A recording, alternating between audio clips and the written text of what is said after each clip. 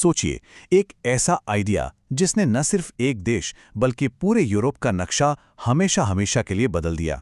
आज हम मिलकर उसी आइडिया के जन्म की कहानी जानेंगे, यानी राष्ट्र का आइडिया। ये कहानी है राजाओं के राज के खात्मे की और आम लोगों के यानी नागरिकों के दौर की शुरुआत की।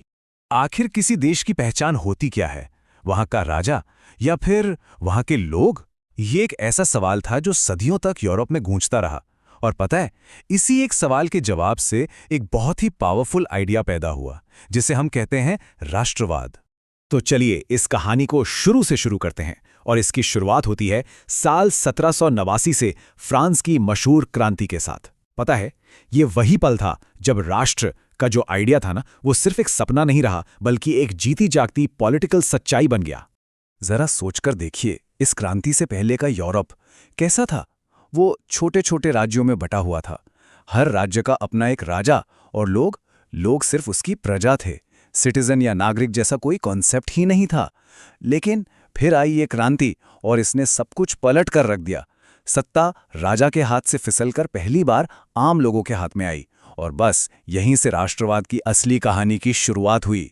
तो सवाल ये उठता है कि ये राष्ट्र या नेशन आखिर है क्या? देखिए, उन क्रांतिकारियों के लिए इसका मतलब बहुत साफ था। ये ऐसे लोगों का ग्रुप था जिनकी पहचान एक थी, जिनका इतिहास एक था और जिनके हक भी एक बराबर थे। इसी एक आइडिया ने सच में सबको एक साथ जोड़ दिया, एक धागे में पिरो दिया। अब देखिए, ये सिर्फ हवाई बातें नहीं थी। इस आइडिया को जमीन पर उतारने के लिए बाकायदा कदम उठाए गए। जैसे सबसे पहले आया ला पात्री का कॉन्सेप्ट, मतलब कि ये जो जमीन है ये पितृभूमि है, ये हम सबका घर है। फिर राजा का झंडा हटाकर एक नया झंडा तिरंगा लाया गया, जो पूरे देश का सिंबल बना। इतना ही नहीं, सबके लिए एक जैसे कानून लागू हुए और फ्रेंच भाषा को बढ़ावा दिया गया ताकि सब एक भाषा से जुड़ सकें। और ये जो क्रांति की आग थी ना, वो सिर्फ फ्रांस में ही नहीं रुकी। नेपोलियन और उसकी सेनाओं के साथ ये आइडिया पूरे यूरोप में फैल गया, बिल्कुल किसी जंगल की आग की तरह। वो जहां जहां गए अपने साथ राष्ट्रवाद का ये बीज लेते गए और पूरे के पूरे कॉन्टिनेंट में इसे बो दिया।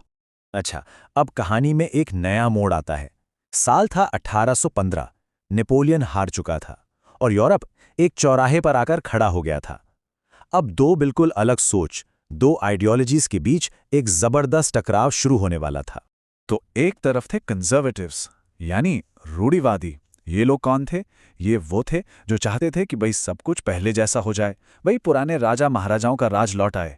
और दूसरी तरफ थे लिबरल नेशनलिस्ट्स यानी उदारवादी राष्ट्रवादी। इनका सपना बिल्कुल अलग था। ये एक ऐसा यूरोप चाहते थे जहां सरकारें लोगों की मर्जी से बने, हर किसी को अपनी आज़ादी हो और देश कानून और संविधान से चले। उस वक्त के एक बहुत बड़े नेता थे ऑस्ट्रिया के चांसलर मेटरनिच। उन्होंने तो साफ साफ कह दिया था कि अगर यूरोप की शांति को किसी से खतरा है तो वो इन लिबरल्स और नेशनलिस्ट से है। मतलब सोचिए, उनके इन शब्दों से साफ पता चलता है कि पुरानी ताकतें इन नए आइडियाज से कितना ज्यादा डरी हुई थी। लेकिन जाहिर है, इस तरह के दबाव से ये आग बुझने वाली नहीं थी, बल्कि अब ये जमीन के नीचे सुलग रही थी, छिपकर, सीक्रेटली। ग्यूसेप मैज़िनी जैसे कई क्रांतिकारियों ने सीक्रेट सोसाइटीज बनाई, गुप्त संगठन बनाए, ताकि आज़ादी और एक राष्ट्र बनाने का सपना जिंदा रहे। और फिर वो वक्त आया जब ये दबी हुई चिंगारी एक ज्वालामुखी बनकर फटी। 1830 से 1848 के बीच का जो दौर था, उसे कहते हैं क्रांतियों का युग। जो राष्ट्रवाद का आइडिया अब तक दबा हुआ था, वो पूरे यूरोप में एक धमाके की तरह फैल गया। ये विद्रोहों की एक ऐसी लहर थी जिसे कोई रोक नहीं पा रहा था। देखिए कैसे 1830 में फ्रांस से एक चिंगारी उठी और देखते ही देखते बेल्जियम नीदरलैंड से अलग होकर एक नया देश बन गया। हाँ, पोलैंड में विद्रोह को कुचल दिया गया, लेकिन लोगों का हौसला नहीं टूटा। और फिर आया 1848, जिसे the spring time of peoples यानी जनताओं का वसंत कहा जाता है। इस साल तो France, Germany, Italy, Austrian empire, हर जगह क्रांतियों की बाढ़ आ गई, जिसने बड़े बड़े राजाओं के सिंहासन हिला के रख दिए। और सबसे कमाल की बात क्या थी पता है? कि ये चाहे अलग अलग देशों में हो रही थीं, पर इन सभी क्रांतियों की मांगें लगभग एक जैसी थीं। लोग क्या चाहते थे? वो चाहते थे कि सरकार संविधान के हिसाब से चले, प्रेस को बोलने को आज़ादी मिले, जो बंधुआ मजदूरी या गुलामी है वो खत्म हो, और सबसे ज़रूरी, अपने बिखरे हुए हिस्सों को जोड़कर एक मजबूत राष्ट्र बनाया जाए। हाँ, ये बात सच है कि 1848 की ये बहुत सी क्रांतियां तुरंत कामयाब नहीं हो पाईं, उन्हें दबा दिया गया। लेकिन उन्होंने एक ऐसी आग लगा दी थी जो अब बुझने वाली नहीं थी। एक बात तो शीशे की तरह साफ हो गई थी कि अब यूरोप पर पुराने तरीके से राज नहीं किया जा सकता। राजाओं की मनमानी का दौर अब खत्म हो चुका था।